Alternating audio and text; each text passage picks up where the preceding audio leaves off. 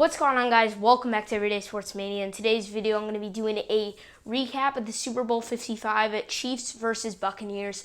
As most of us know, as a lot of us know, the Buccaneers did win 31-9 in a very, very unexpected game.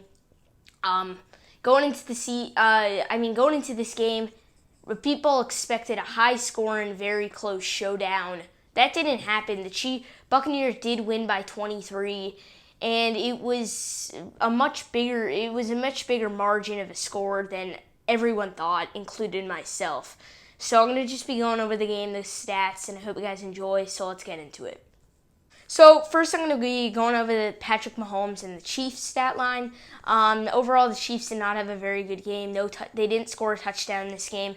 And really, the Chiefs didn't look like a Super Bowl team. I know they didn't have a lot of their offensive linemen. I made a mistake in my prediction game. Mitchell Schwartz did not play. I thought he was. And basically, the Buccaneers ate Mahomes alive. A lot like how the Chiefs played against Josh Allen. I really preferred Josh Allen running for his life, running from a zombie apocalypse. I considered that was a lot like in the AFC Championship. That was a lot like this game. Patrick Mahomes, he threw for 270 yards, which wasn't bad, but he didn't throw for a touchdown. He threw 2 interceptions. A lot of these interceptions, though, they weren't bad. Patrick Mahomes was dealing with his whole team being butterfingers other than Travis Kelce. Travis Kelce, by the way, had a very good game with 10 catches, 133 yards. But you look at a guy like Tyreek Hill going into this game was very hyped up. The Buccaneers did everything correct guarding Tyreek Hill. They didn't really cover Kelce that well. Levante David, I'm surprised Levante David didn't do as well as I thought he would. Guarding Travis Kelce, I think Devin White would have been a better fit, and maybe if Devin White was guarding Kelce, it would maybe be, instead of 10 catches, 133 yards, maybe 7 catches for 60 yards, maybe, with Devin White on him. But all that matters, the Bucs won the game. They don't care who was on him. And Tom Brady wins his 7th Super Bowl. But back to the Chiefs. Clyde Edwards-Helaire, the rookie, 9 rushes for 64 yards. A great game from him. Let's get to the Bucs. The Bucs, Tom Brady, 201 yards. Didn't throw that many yards. Really didn't show his deep ball in this game. He protected the ball very well. And going into this game, he said, I'm not going to play like I did in the NFC Championship. I'm going to protect the ball better. So he did protect it. He didn't go for the deep bombs. He played the game safe and barely threw over 200 yards. But he threw 3 touchdowns. 2 of them going to his buddy Rob Gronkowski from the Patriots. 6 catches, 67 yards, and 2 touchdowns from Rob Gronkowski. And the run game was very good for the Bucs. Leonard Fournette, 16 carries at 89 yards.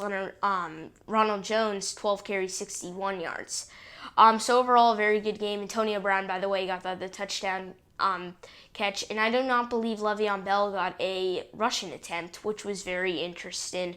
But overall, I definitely think the Bucs wanted this game more than the Chiefs. The Bucs haven't won a Super Bowl since 2003, and I don't think they've won a Super Bowl since made the playoffs since 2007.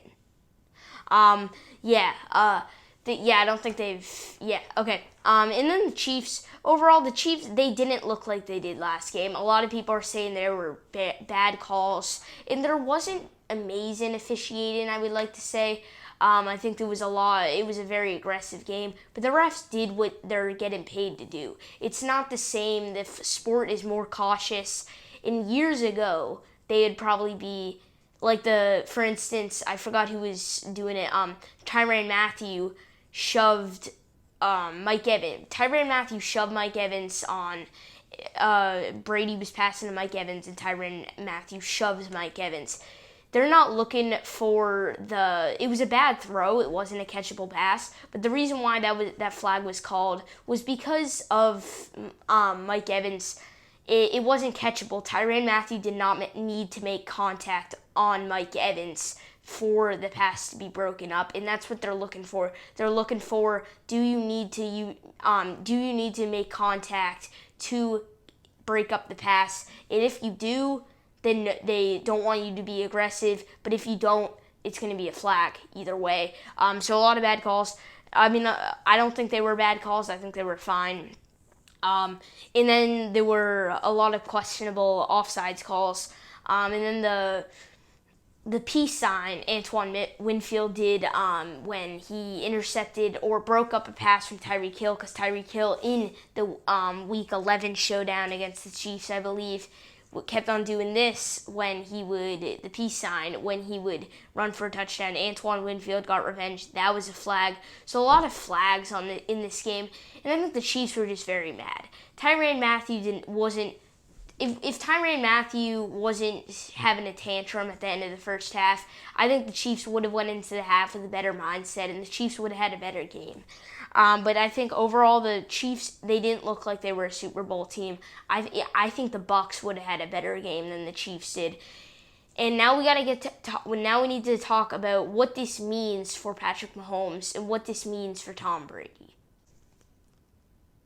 So for Patrick Mahomes, this really means no quarterback will ever be able to top Tom Brady after this game. There was some question if Mahomes wins this game. Oh, he could. There's a 6-2 margin. Brady has 6 Super Bowls.